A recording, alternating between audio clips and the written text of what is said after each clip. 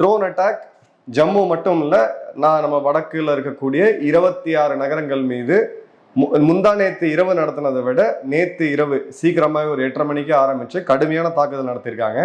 இது கிட்டத்தட்ட 99% முறியடிக்கப்பட்டிருக்கு. இந்த ட்ரோன் ஸ்ட்ரைக்கு இந்தியா பதிலடி கொடுக்க ஆரம்பிக்கும் போது நம்ம ஃபர்ஸ்ட் என்னைக்குமே டிஃபெண்ட் பண்ணணும். இந்த ட்ரோன் ஸ்ட்ரைக் வரும்போது கவுண்டர் அஃபென்சிவ் அப்படின்றது ஒரே நேரத்தில் நம்ம சிஸ்டம்ஸ் ஆக்டிவேட் பண்ணக்கூடாது. ராணுவத்துக்கு இதில் நல்ல எக்ஸ்பர்டீஸ் இருக்கு. இந்தியாவுடைய ஏர் டிஃபென்ஸ் வழக்கம் போல எல்லாத்தையுமே பெரிய லெவலில் தாக்கியிருக்கிறாங்க. இந்த 2 நாள் நம்ம ட்ரோன் தாக்குதல் அப்சர்வேஷன் எடுத்து பார்த்தோம் அப்படின்னா, முந்தா நேற்று வாரட் இல்லாமல் வெறும் ட்ரோனை மட்டும் அமைச்சு கேமரா இந்தியாவோட ஏர் டிஃபென்ஸ் சிஸ்டம் எப்படி இருக்குன்னு செக் பண்ணுறதுக்கு நேற்று திரும்பவும் செக் பண்ணுறது மட்டும் இல்லாமல் சில இடங்களில் இவங்க தாக்கவும் செஞ்சுருக்கிறாங்க.